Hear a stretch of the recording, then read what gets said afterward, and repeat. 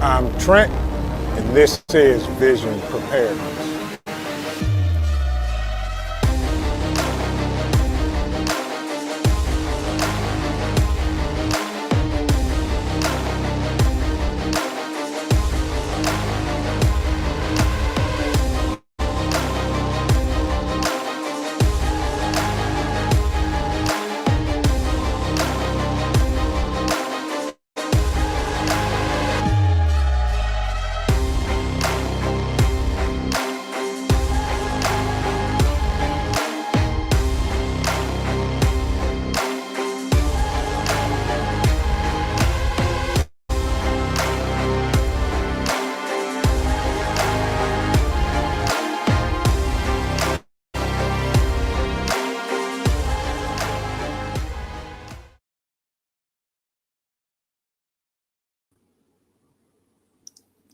Good evening, everyone. How's everybody doing tonight? Happy Thursday evening. Good to see everybody. Everybody in the chat, just speaking and saying, hey, triple threat. I see you, Ride and Die. Thank you, thank you, thank you. Hudson Valley, my man. I think that's my brother from another mother. Virginia Bushcrafter, good to see you. Wolfang, good to see you. Annette Spain, welcome. Donna, Divine Prepping, thank you. Thank you to all of my amazing moderators. And welcome to another evening with Vision Preparedness. So we'll get the, my man Marco, what's up? What's happening? What's going on? Diane Mobley. Excuse me, Diane Mobley, good to see you. Welcome. Grab a seat, y'all. Sit down. We're going to have a good time tonight. First and foremost, let me get the advertising out of the way. Vision Preparedness Bug Out Weekend coming this spring in May. By this time next week, I will have a location, date, and time locked down. We will have a special guest showing up, as well as other content providers from the prepping community. GT Junior grows in Alaska, my man. Keep growing, bruh. So yes, our bug out weekend is scheduled for May. I will have a date and location next week. Another thing coming down the pike, our website will be done, I'm hoping, by the end of this month, which is going to have, you know, some of our medical gear for sale. We also will be offering online courses, which I'll talk more later. And with that, folks, let's get into tonight's topic. Let's talk about communication plans. And I did a live couple of weeks ago talking about radios. So we're going to take that and add to that. Welcome, Bonnie. Good to see you. My mother Sparks. Hello. Good to see you as well. Welcome, welcome, welcome. Grab a seat, everybody, and let's get started. So in the prepping community, we all talk about having Baofeng radios, UHF, VHF, all of that stuff.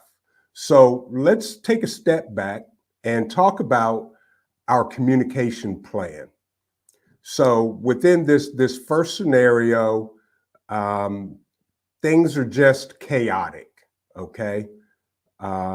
There's chaos in the streets, nothing crazy, but stuff just popping up here and there.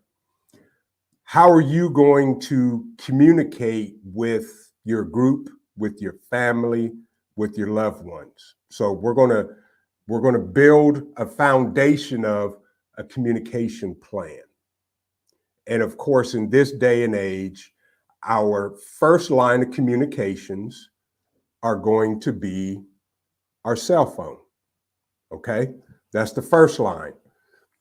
Cell phone towers are still up and still working, okay? So text messages and communications. Now, with that, with cell phones service still being available, some of the circuits could become busy, okay? Meaning that you couldn't necessarily get through the first or second time for a phone call, but you can send a text. So that's your first line of defense. And I left mine in the other room. Lovely. Way to go, Trent. So our first line of defense are going to be cell phones. That's our first line of communications. And I hear you, Hudson. Right. His initial plan is yelling really loud to his neighbors. I'm with you. Absolutely. Absolutely. That's a good one. Right. Or as Wolfgang said, use a bullhorn. So our first line of communications are cell phones. Okay. Now, let's just say for some reason you can't get through on cell phones or it's sporadic. Right. So if you can't get through on the cell phones, what's your second line of defense or second level of planning? Here I have, and I should get them, but I'm not going to get up and go get them, but two-way walkie-talkie radios. That's the second line of communications. There's a lot of good ones out there, two-way radios, okay? And I'm just talking that Baofeng makes a good two-way communications. Motorola, Midland, everybody has walkie-talkies. Absolutely. Right, Hudson. So that's the second plan, because as we prep, we always have backups to our backups. So if cell phones won't work, we can go to walkie-talkies. And I use them all the time. Especially on my property, if somebody's in the house, give them a walkie-talkie. If I'm out in the woods or wherever in the yard working or in the barn, I have a walkie-talkie so we can talk just in case or whatever. So two-way walkie-talkies are our second line of communications. Now, those go a distance. They could go anywhere from 5 to 10 miles. Line of sight, that's on a good day, flat ground, and everything's okay. Right, Midlands are good. Wolfgang says he has Midlands. I have Baofeng's two-way walkie-talkies. Right, as Fallen Skies Homesteading Preparedness said, he uses them all the time on the property. Absolutely. Absolutely. Good to see you, my Renaissance grandma. Thank you for coming in. So two-way walkie-talkies, short range, but good. Okay, they work. You normally can tune into different channels. On mine, we have a channel that all of them are set on that we can communicate back and forth with and go that way. So then you need a longer range. Let's say the situation increases to where, I won't say utter chaos, but a higher level of chaos. Correct. Very right. You're right, Hudson Valley, prepping and survival. No comms or secure comms. Always talking code. Absolutely. Good evening, Matt Ware. Good to see you, my friend. Always. Anybody can be listening on any channel at any given time. So keep that in mind and talk in code. Very good. Very good. So with that, the two-way walkie-talkies won't work because you've got people farther out or for whatever reason they don't have them. Third line, third plan of communications, level 3. Our Baofeng radios, UHF, VHF. If you have a license, absolutely great. That's the best way to use them. Good evening, Aaron. Welcome. Good to see you. As Annette says, she can see herself trying to talk in code. I'd get myself all twisted up, and before I knew it, it gives up your location. Correct. And those are the things you have to practice with your people. Use code words and let them know. Write that stuff down. Give everybody a sheet of paper so that they know. Right. And as my mother Sparks says, they better be ready if they're going to listen to me. There's no telling what will come out her mouth. That is very true. Very, very true. So with that, now we're at the third level of planning our Baofeng radios. Of course, we all know you in a non-chaos or emergency time, you have to have a license. My group, we're actually getting together and we're studying to take the test for the technician and the general, some on some level, somewhere else. So that's what it is. So you can use the Baofeng radio to communicate longer distances, have your frequencies and tuned in so that everybody can communicate, and you still have to talk in code. Welcome, Jenny. Good to see you. Good to see you. Annette Spain says she has no people. All my peeps, you're telling me they're paranoid and I just want to choke them. Well, that's fine. Choke them. If you don't, at least you can communicate with the people in your house. If you get separated, still have the radios for those in your household if you get separated for some reason. With that, the Baofeng radios, handhelds work fine. I left both of mine sitting on the counter, and I'm not going to get up to go get them because I just think that's rude while we're in the middle of a live.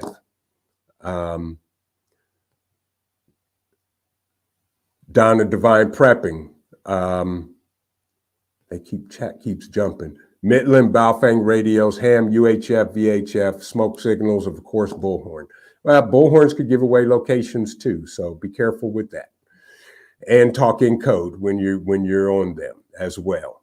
So with that, the Baofeng radio is our third level of communication. Okay.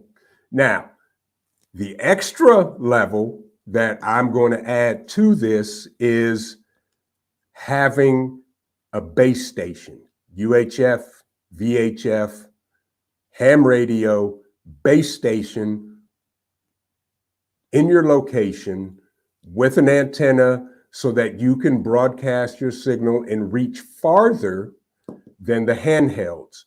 That way you can still talk to your people, your group, your family, your loved ones, and everybody can move on. And Wolfgang has a question. Here's a question. What if the grid goes down? Will they look to see who has a license for CB radios? No, they will not. If the grid goes down, it doesn't care because it's an emergency and total chaos. FCC is not coming to your door. So CB radios will work, use them, and go forth. Right, correct. As Hudson Valley just said, you can always use a ham radio to call for help without any legal issues. Correct. Practicing with one, you need to be careful. That is correct. Me and my guys, we practice once a month, and we all have code names for our locations. And we'll, text everybody turn on their radio, and we just do a radio check. And we go from location to location to location to make sure that everybody can receive and hear, and they just reply back, copy, and the location, or roger that, and we keep it moving. We're on for 5 minutes at the most, but we do a monthly check and go from there.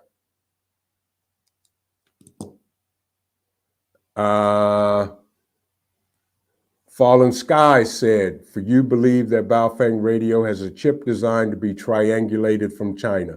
If they're in China and they're triangulating my location, that's fine. I don't care. If they get here, they better bring everything they got. And that's all I'm going to say to that. They better bring everything.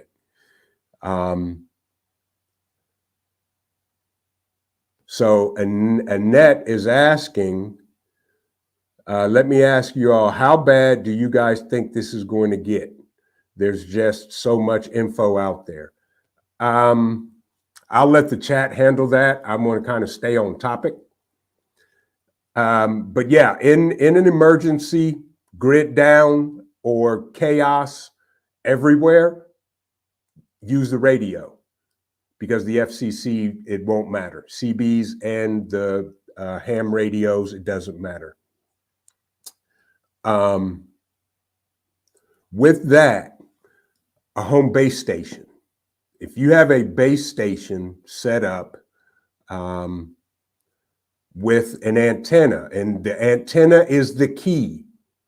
There's all types of antennas out there for a home base station or a vehicle base station that literally you can talk around the world if you're hitting a repeater or have a repeater that will broadcast your signal. And I'm not going to get into all the ins and outs of all of that, but having a base station at your house, that's fine and that's good. But like somebody said in the chat, your location can be triangulated from a ham radio as well. Welcome, Fed Up American. You're fine. Glad you showed up. Good to see you.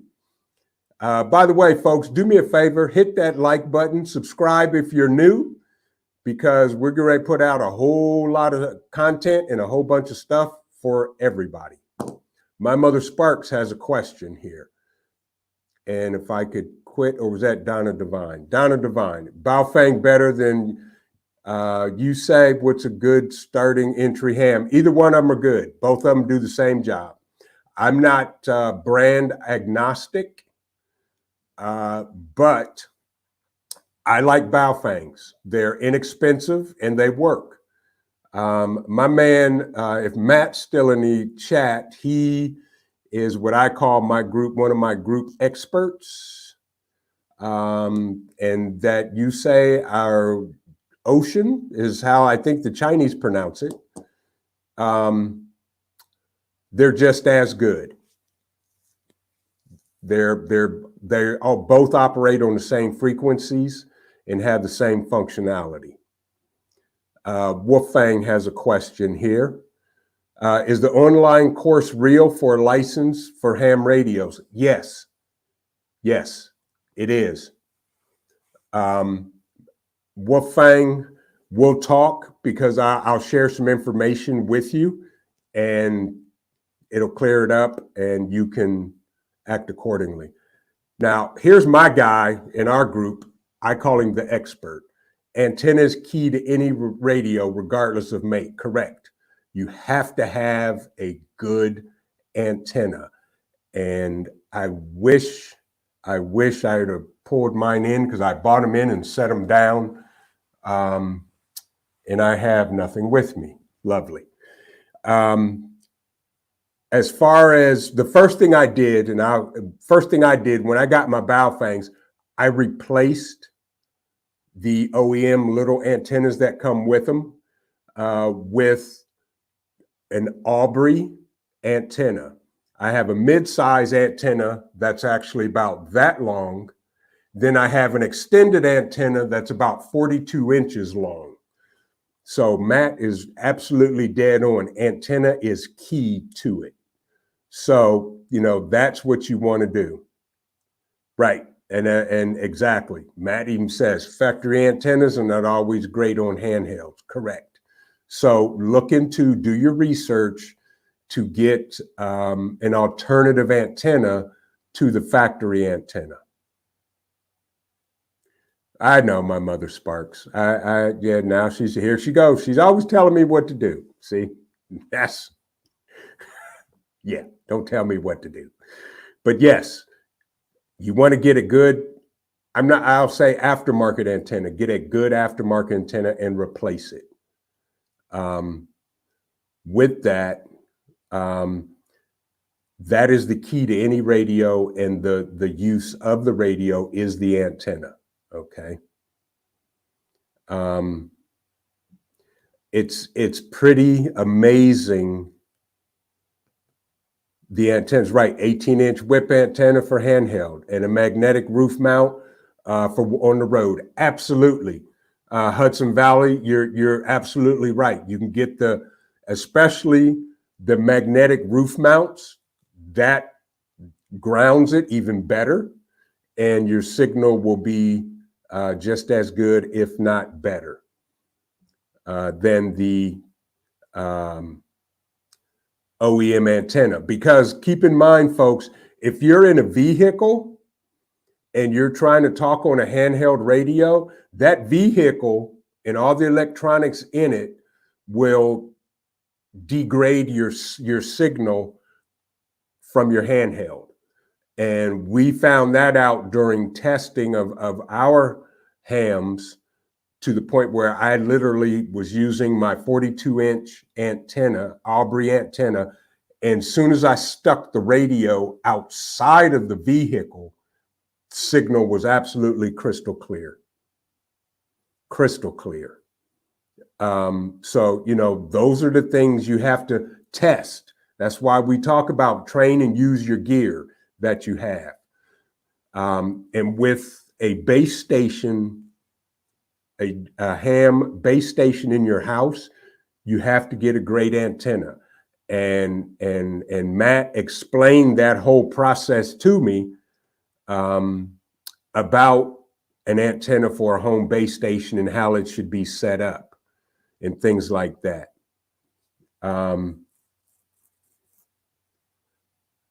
And again, Hudson Valley, FRS is the only one that doesn't require license as of yet. Right, FRS is common walkie-talkies. They claim, correct, 25 to 45 miles, but it's all based on line of sight. Correct. High points are the key. And any FRS two-way walkie-talkies, line of sight is key. That is the whole key to it. So put together your communication plan. Not only just have the radios, but put the plan in place, which radios work best for you in any given situation. That's why I have two-way walkie-talkies and ham radios. And I'm in the process of putting together a base station in my house. So that'll be my fourth line of communication plan. But, those are the things that we have to consider when we're talking about communications. See, I'm not going there with you, my mother Sparks, not tonight. So with that, folks, make sure you have a communication plan in place, not just pull out your ham radio and go get it and start talking. You got to plan your communications, when to use them and what to say once you're on them. Right, frequencies, correct. So two-way walkie-talkies, Hudson Valley said frequency 1, frequency 2, right. All the way to 10, different frequencies to fall back on if compromised, correct. That's part of your plan, and make it your written plan.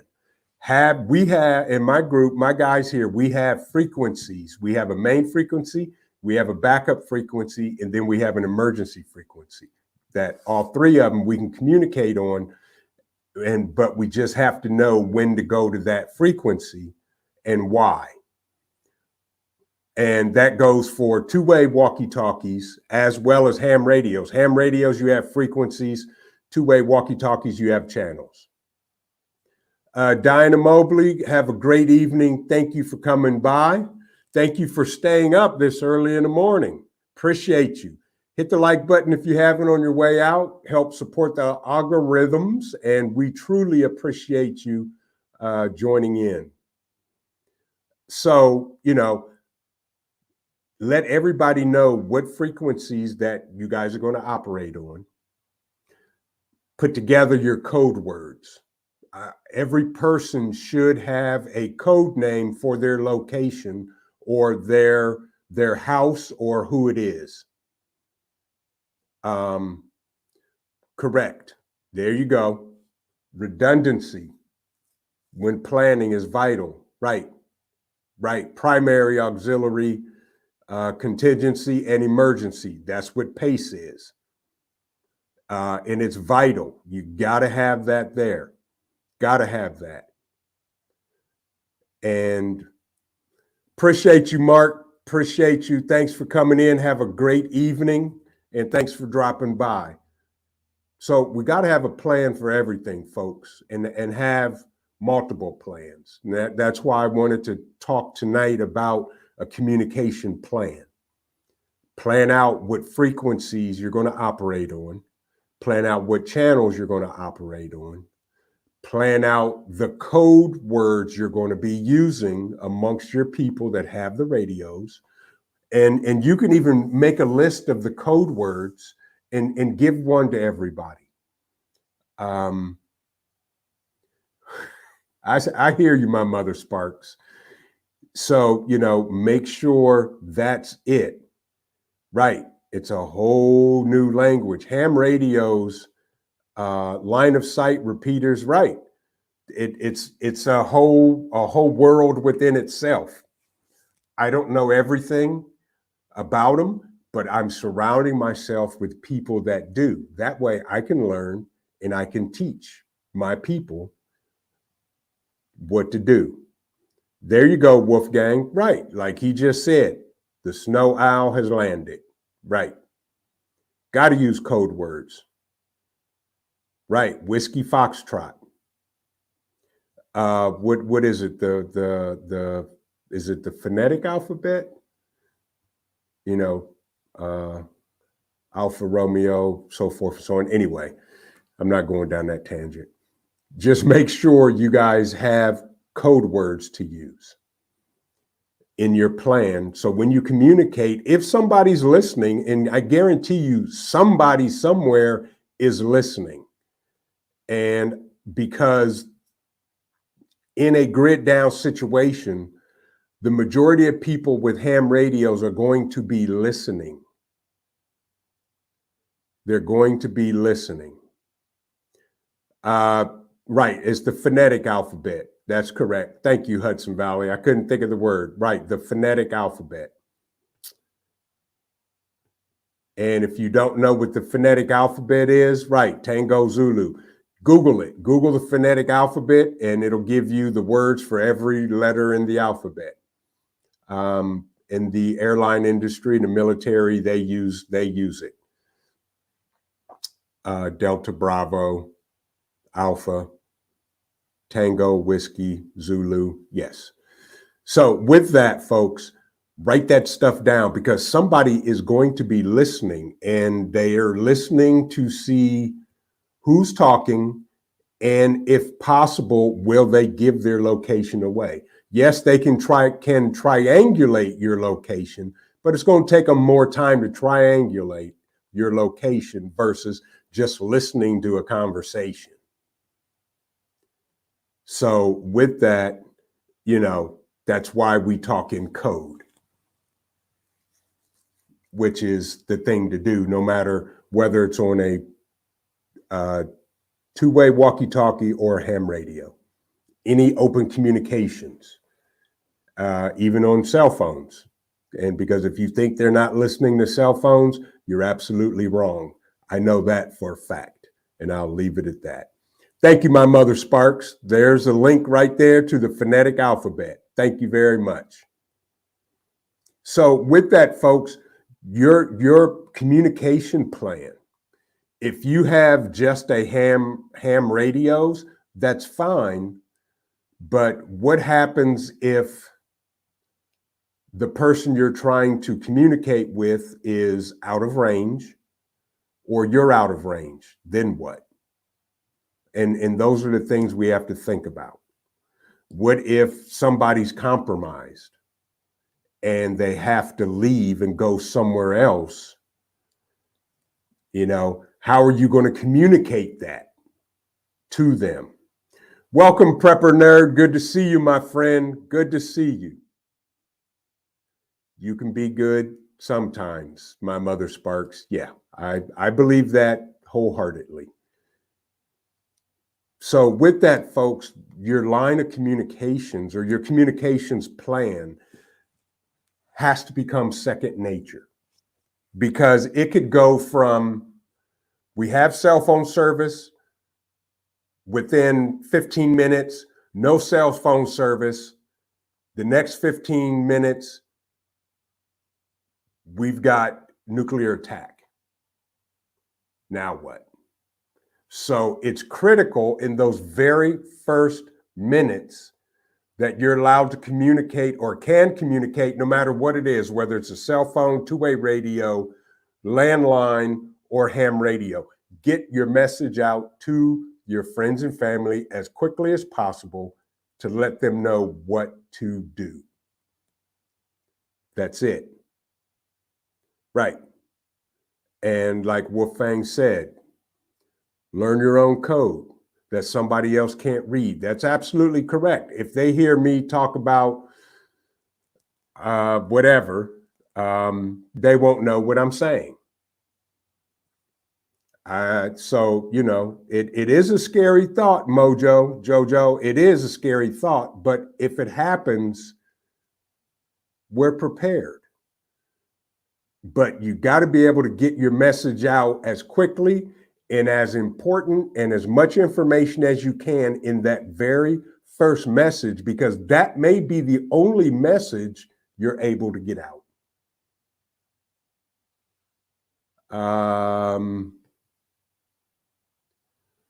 Chine Moss Farm, do they have portable signal boosters for two-way or ham radios? Yes, they do. And later, Hudson, I'll talk to you. Appreciate you, man. I'll be texting you later. They do have boosters. I don't know how well they work. Ham radios, I would probably be more inclined to have a repeater, because some of the ham radios, especially the ones you can mount in your vehicle, have built-in repeaters. And again, it all goes back to how well of an antenna you have for your repeater to also work. And I'm trying to welcome back, Hudson Valley. Good to see you. I'm trying to keep up with the chat as well as continue my conversation. And I heard something about a Faraday cage, which you will need a Faraday cage if things really go sideways. That's true. If an EMP goes off, you may want to keep them in a Faraday cage or a Faraday bag or anything like that. I do have a set that I keep in a Faraday bag that I actually tested after I bought it. And I just put my cell phone in there and tried to call it, and the call would not go through to the phone. So I do have that as well. With that, they do have repeaters and boosters, but I would do your homework before you spend the money on that. Welcome, Dawn. Good to see you. Welcome. We're talking about communication plans and lines of communication. First, and a quick recap. First plan for communications is cell phones. As long as they're up and functioning and working, that's perfectly fine. Then you can either send text, a group text, or phone call, whatever's going on. Second line would be two-way walkie-talkies, two-way radios. That'll give you a little less distance than a cell phone, of course, but you still have a line of communications. If those don't work or the distance is too far, you have ham radios. And that way, ham radios will work depending on the situation. In an emergency chaos, you don't need a license, but just to talk on them day in and day out, you need a license. Most, and I just say most because like Hudson Valley Prepping and Survival just said, he'd look into a more powerful wattage radio, especially if you're going to get one that mounts in the vehicle, a mobile ham radio. Handheld radios, handheld ham radios are about 5 watts. I've seen some that are 8 watts, so forth and so on. That's the way to go. But, you know, the more wattage, so forth and so on. Fallen skies. Now, he's even used an old microwave oven and buried it in the dirt. It also works. Now, let me ask you this, Fallen Skies. I've heard that microwave ovens do not act as a Faraday cage. I don't know because I actually haven't tested it. I have an old microwave, excuse me, sitting in my barn. But I'm assuming if you bury it, that would definitely do the job. So that's a good idea. Correct. Hudson Valley, absolutely. More watts equals more distance. That's correct. More distance for the watts and a good antenna. The antenna is always going to be the better factor, but he's absolutely right. The more watts the radio is, the better distance, the farther distance it will transmit. So those are the things you have to look at. Watts have to do with getting a license? No, they don't, Wolfgang. So no matter if you have a handheld ham radio or you have a mobile radio or a base station at home that have more wattage, you still need a license to talk on those. It's not about the more wattage, it's the device itself. And all across the board, all ham radios you need a license for. Thank you, Aaron. I appreciate it. You know, I've been talking about this with a group of my people and my guys, and we've been talking about this. So this was an apropos topic because I wanted to piggyback on if you have, you know, radios, not only do they work and do you know if they'll work, but what's the plan to use them? So, you know, with that, you know, put together a plan of communications.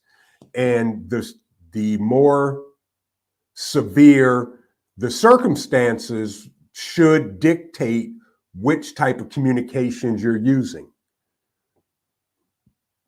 Donna Devine says, some interesting tips. Now I just need to unbox. Yeah, that goes back to, as Hudson Valley Prepping and Survival say, and I've always been saying, and everybody else says, if you're not testing and using your gear, it's going to fail you when you need it the most. Fallen Skies, if people are in the Georgia area, Stone Mountain Ham Radio Club is really helpful in getting your license. There you go. And on top of that, most cities or counties have ham radio clubs in your area. You just have to find them. And he's absolutely right. They will help you get your license. There's a lot of online practice tests you can take to help prepare you for the test. And, you know, once you get your technicians, I'm actually going to take my technicians and general together and take both of those tests at the same setting. So that way I'm proficient and I can do a lot more things, especially with having a home base station. But those are some of the things we need to talk about and prepare for, folks. A couple of us were talking, and I think it was even on Hudson Valley Prepping and Survival. He did a live about, some people are just having this heightened sense that something's going to happen. I don't know what, but I have that as well. So I'm just trying to fill my gaps, fill my holes, and go from there. Triple threat, you slept through a lot, but if you talk to Marco, he'll tell you where you were walking on the beach. But yeah, thank you, Hudson Valley. Right. Him and my mother Sparks, she was talking about the heightened sense, and we all have this particular feeling.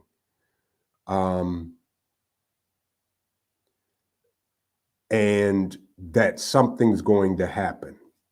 Welcome, the Scoop 82, and Aaron, try to remember, your adrenaline will be firing on high and emotions running wild. Press the button and wait. 1,000. Then speak slowly and clearly before letting go of the mic. That's very true. Before you take your finger off the button to key the mic, just take your time. Yeah. And, Scoop says part of it is it's the sun. It's going to micronova. Okay. I'll have to look into that. Thank you. But, Aaron was absolutely right. If you're going to use this radio, take a minute, gather your thoughts, calm down, speak into the mic clearly and slowly, complete your message before you take your finger off of the mic key. So with that, those are the things we have to do and prep with. If you have ham radios in your group and you have people that, everybody uses the same frequency and you're close, do a monthly check. We've been doing that for a couple of years now. Matter of fact, during the Charlie 19 thingamabob, that's when we really got into them and everybody got them. Actually, I bought a lot of them and gave them out to everybody in our group. And at that time, our group was half a dozen or so. And we started messing with them to make sure we could talk, just in case something went down at our location, we could radio for some help. And then, those that go help, you come in hot and heavy. With that, what time it is, 9:15. So folks, those are some of the things. Now, another thing I want to talk about with your radios, they all have charging stands and chargers. Think about backups, solar generators, power banks, whatever you have. How are you going to charge them? Here's what I do. Once a month, I will just turn on all of my radios and just keep them on and let the batteries go down. Then not drain them completely, but just let them go down for a day or so. And then set them all on the charger and charge the batteries back up. You can get extra batteries. You can get extended batteries.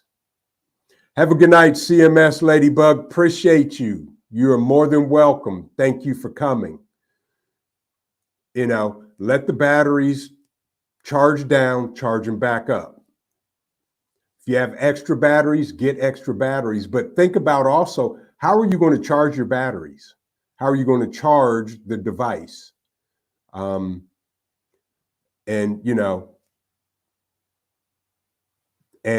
that's very good. Fallen Skies even said also grid map your area when on the op. Speak clearly and practice. Correct. You're absolutely right. I have a grid map of my local area and everywhere I would need to go to get somebody. and I'm going to triangulate and coordinate grids and was it latitude and longitude locations along the way. That's good information. Thank you, Fallen Sky, for that. So, folks, how are you going to keep these devices charged? I mean, it could be simple as getting a car battery or some other type of battery and getting an inverter, plugging the inverter into the bag, connecting the inverter to the battery, and then a power strip and plug it in so you can use that specifically to keep your radios charged. That's one way to do it. You can have solar generators where you can plug them into, power banks to plug them into. Maps are good to learn too. I'm on this quest of learning things that I know just enough about being dangerous. With the maps, also map out in your area water sources. That's off topic, but it's good to know other water sources near you in case you have to go to collect water and then bring it back home and then purify it so that it's drinkable. With that, folks, any questions? We got what time is it? 9:16. We're going to open it up. If you have questions, type in all caps or put a QQQ in front of them, in front of your question. And if I don't know the answer, somebody in the chat may, and we'll go from there. But it's one thing to have radios or lines of communication. It's another thing to know how to use them and when to use them. We're so tied to these things and that these things will work whenever we pick them up that we don't think about it. Who's a lost cause? Oh, yeah, the other night, yeah. So, Wolfang, I'm glad you caught it too. Good to see you. I'm glad you're here. But, have a plan. Okay, my mother Sparks has a question. What's the best antenna to have? How large should it be? And I'm speaking about me, because aftermarket antennas, there's tons of them out there. If Matt's still in the chat, he can throw out some names as well. I'm familiar with the brand Aubrey.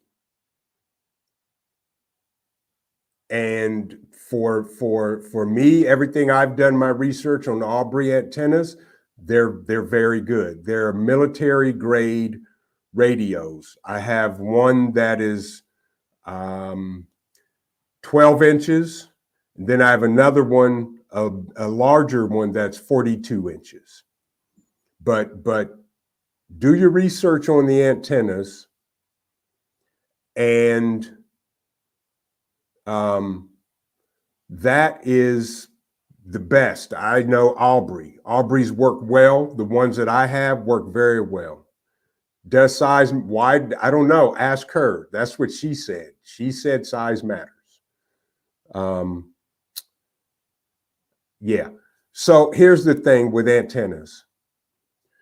So based on the antenna, and it's not the size of the antenna, it is the components that are built into the antenna that will broadcast the frequency from the radio. And we could go deep into the manufacturing of the antenna, but it's the coils within the antenna that connect to the frequency. A lot of times, some of your aftermarket good antennas, for example, a car mount antenna, they may have to be tuned with a frequency tuner. And those, I don't know the price of them, but a frequency tuner. The antennas will tell you if they need to be tuned, but most handheld antennas don't have to be tuned, but it's in the manufacturing of the coil, which is in the first 1 to 3 inches that connect from the female end of the antenna to the male connector on the antenna. That's where the component comes in to resonate or broadcast the signal. And we'll talk more about that Saturday evening, yes. But where somebody more experienced and knowledgeable than me can explain that.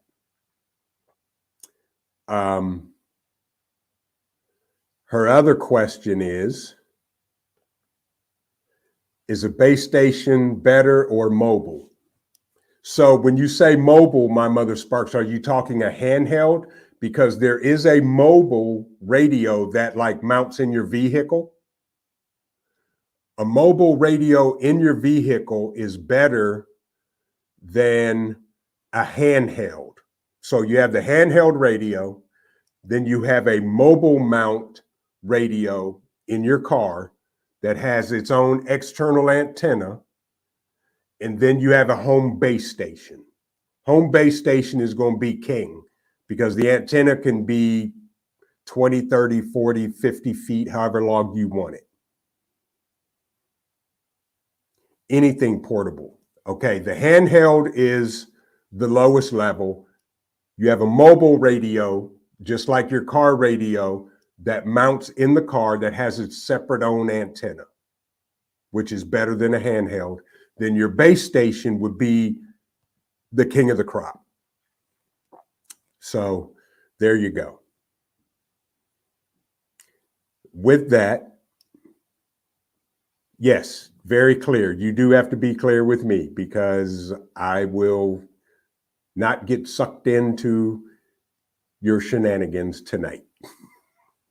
So that's that, and that's a good question. So those are the types of radios. You have a handheld, you have a mobile that mounts in the vehicle, or it mounts on something and can go somewhere. Then you have the base station that's mounted in your house, sitting on a table or wherever, and it has a much larger antenna and can transmit longer distances. So that's a very good question. So those are the things you have to also take into consideration based on your needs and based on your situation. Now, 9 out of 10 times, I probably would not have a mobile mounted in my vehicle unless it's a doomsday vehicle that will only be driven if grid's down and I got to evacuate. That's the only way I would have a mobile mounted in the vehicle. I would probably go for a base station at home and handhelds. No, I know that's not your last question. What's the benefit of having an earpiece? So here's the key.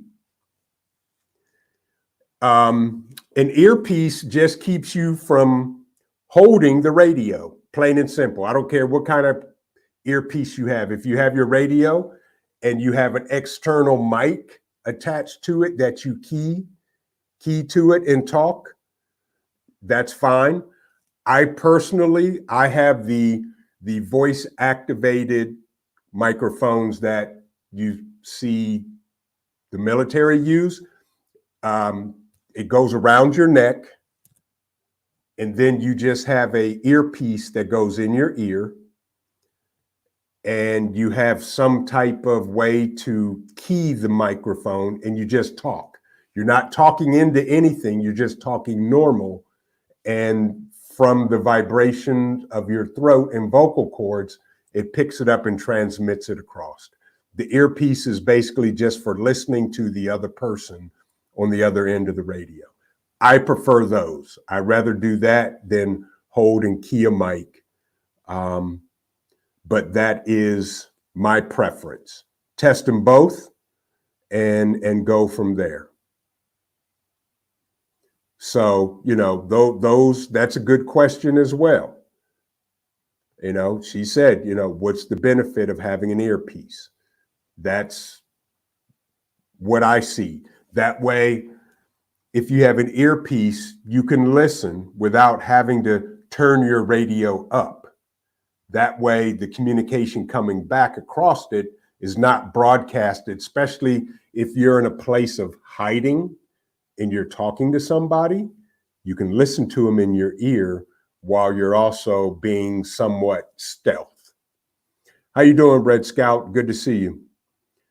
So, and less noise, right? You just have your voice and you're talking, and no matter how low you talk, you can still be heard on the other end of the radio, and you can listen in your ear. Good question, my mother Sparks. Good questions. Any other questions, folks? But that's the whole key. Again, put together a communication plan and a line of communications of how you're going to communicate and what you're going to use based on the scenario. Put together code words that you'll be using. Oh, there you go, Marco. Exactly. Good Lord. Thank you very much. T5 and driving. Okay. So folks, those are the things we need to do. Put together your line of communications, your first line, your second line, and at least a third line of communications. Fourth line is even better. Put together the frequencies you're going to be operating on, share that with your group of people that are going to be communicating on them, and put together your code words to use and let everybody know them and everybody use the same code words. Okay? So that is a great beginning to your communication plan. Now that you have the handhelds, the walkie-talkies, the ham radios, the cell phone, you may have a base station. Now begin to put together the plan of when to use it and why you're using it in that particular situation. We've got about 3 minutes left. Any other questions in the chat that myself or somebody else in the chat could answer if they know? Again, we're having the Vision Preparedness first ever bug out weekend coming up in May. Dates and location to be communicated shortly. And we're going to have some amazing people show up. We're going to be teaching some classes. And we're just going to have a time and just hang out and enjoy like-minded people. You can bring your gear, you can test out your gear, and that's why we do. We use our gear, we test it to make sure it works. You know how to use it, especially in a situation that hopefully we won't have to use it. And that's pretty much about it. Any other questions that I can answer? Any questions in general? And I truly appreciate each and every one of you for coming out to spend time with me tonight. Without you guys, I would be nothing. And I'm still not nothing. My mother, Renaissance, has a question. When you have your camp, will there be licensing for the firearms training, or does that have to be done in your own state? Yes, my Renaissance grandma, you have to get your conceal and carry license in the state you live in. The firearms training we're going to do are going to be some basic gun safety and gun maintenance courses. The get together, Marco, will be Friday night and Saturday night. It's going to be 2 nights, and everybody departs on Sunday afternoonish or whenever on Sunday, but people can come and go. Bug out weekend. And we will be sending out more information, but it's going to be a Friday night and Saturday night. And I will say this, Saturday night, Food will be provided for everybody that comes. I'm going to have one of my guys bring his food truck, and we're going to have barbecue. And we're probably going to have, depending on what he puts together, but I'm going to make sure that there is some brisket, pulled pork, ribs, and probably some chicken. Yeah. Yep. So, those are the things. We're probably going to have one or two classes because I want everybody else to be able to just hang out with everybody and talk and meet and greet, sit around the campfire and just hang out. Welcome back, GT Jr. So, China Moss Farm says, do you need to have a license for the radio before the bug out? No.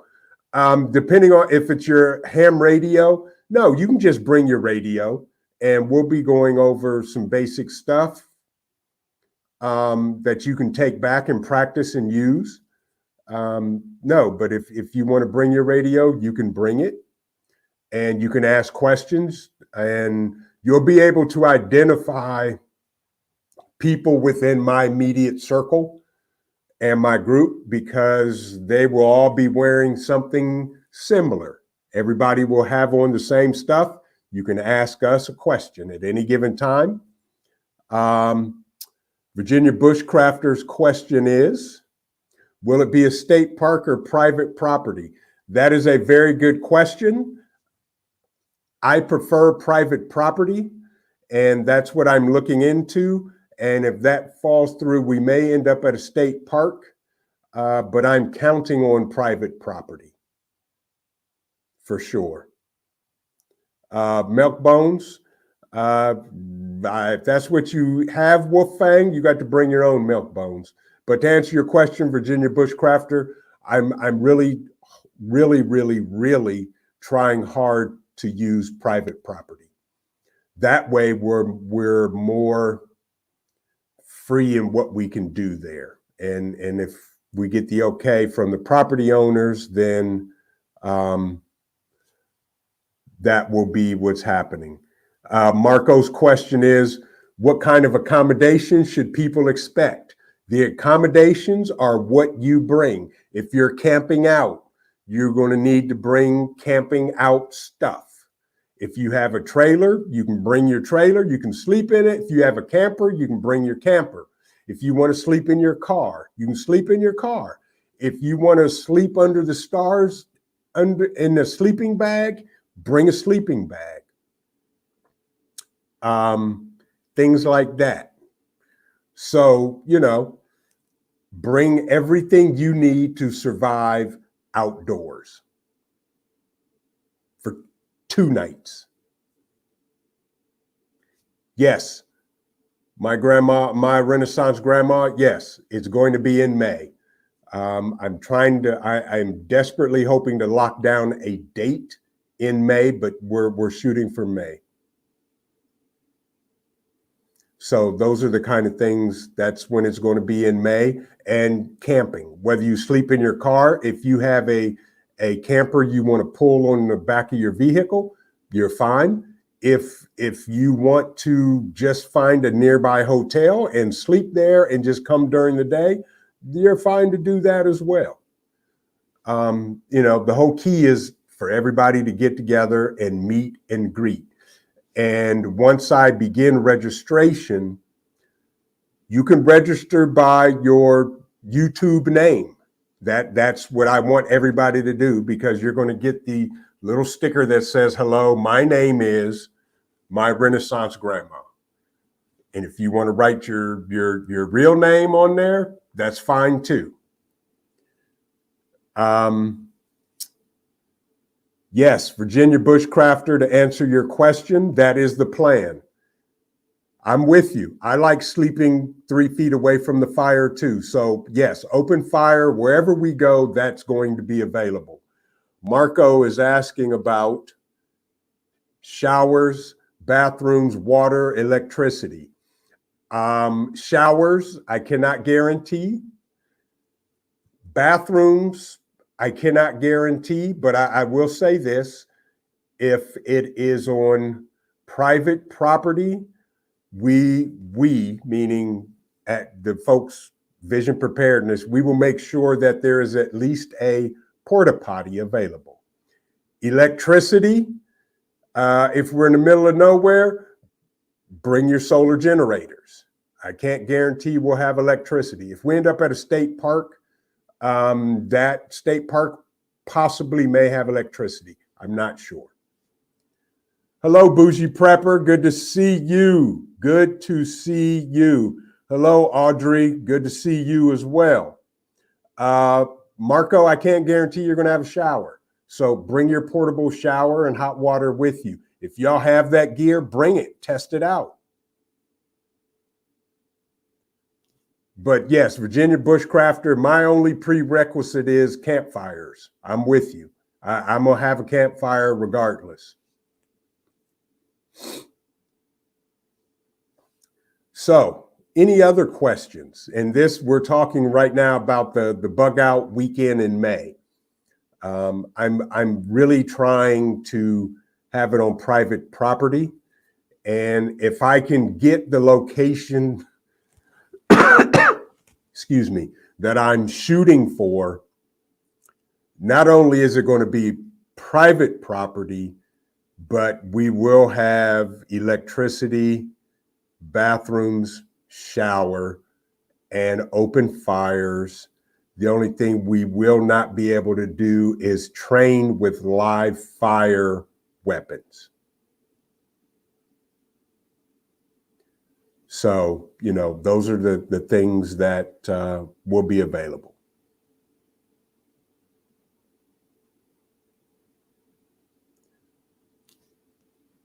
Any other questions? Bring your gear with you, folks. Bring your gear. Good evening to everybody that just came in the chat. So with that, folks, it's 9:37.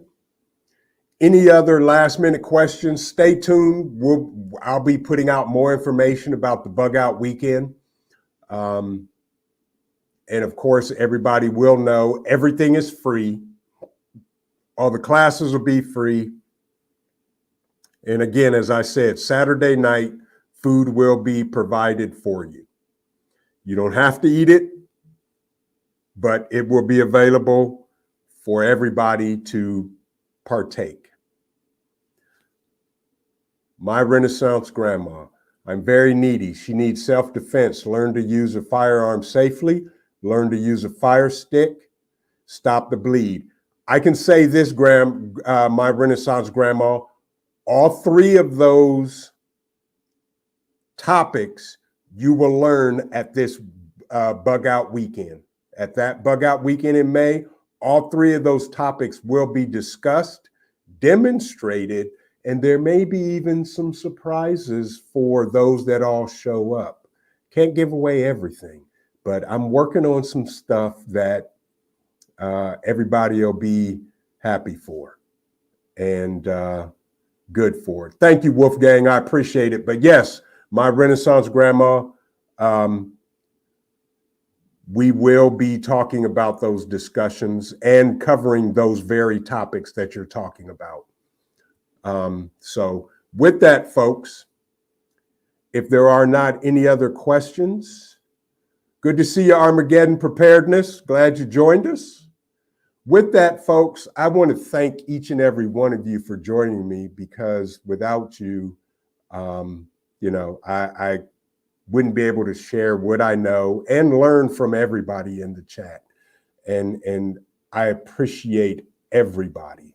Do me a favor, hit the like button if you haven't, share out the video, subscribe if you haven't.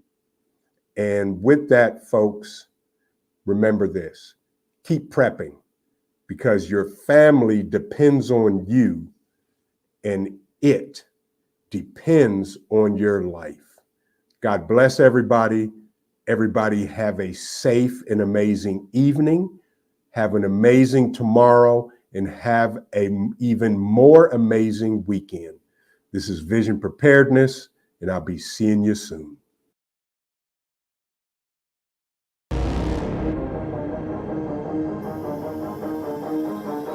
I'm Trent, and this is Vision Preparedness.